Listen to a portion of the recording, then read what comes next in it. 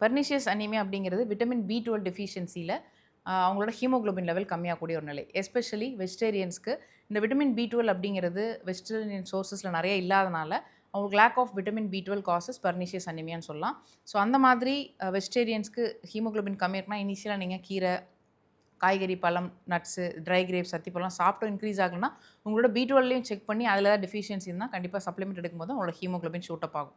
அதே போல் சித்த மருத்துவத்தை பொறுத்த வரைக்கும் நமக்கு நிறைய விதமான சிம்பிளான ஒரு மெடிகேஷனே வந்து ரொம்ப ரொம்ப ஈஸியாக ஹெல்ப் ஆகுது அப்படின்னு பார்த்தீங்கன்னா மாதுளை மணப்பாகு.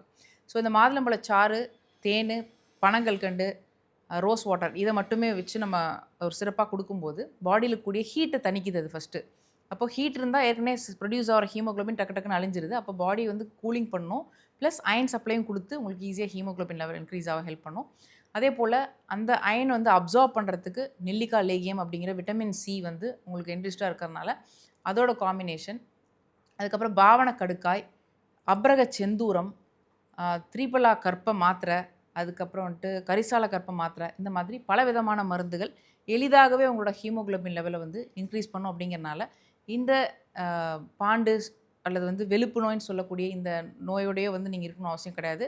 நீங்கள் இதை வந்து இன்க்ரீஸ் பண்ணி நார்மலாக மெயின்டைன் பண்ணும்போது ஆட்டோமேட்டிக்காக உங்களுடைய எக்ஸ்டர்னல் ஃபீச்சர்ஸுமே நெயில்ஸ் ஹெல்த்துலேருந்து பியூட்டி ரிலேட்டடாகவும் சரி, உங்களோட ஹேர் ரிலேட்டடான இஷ்யூஸுமே வந்து சிம்பிளாக இந்த ஹீமோகுளோபின் இன்க்ரீஸ் பண்ணுறதுலே நிறைய விதமான பிரச்சனைகள் சரியாகிறது நீங்களே பார்க்கலாம்.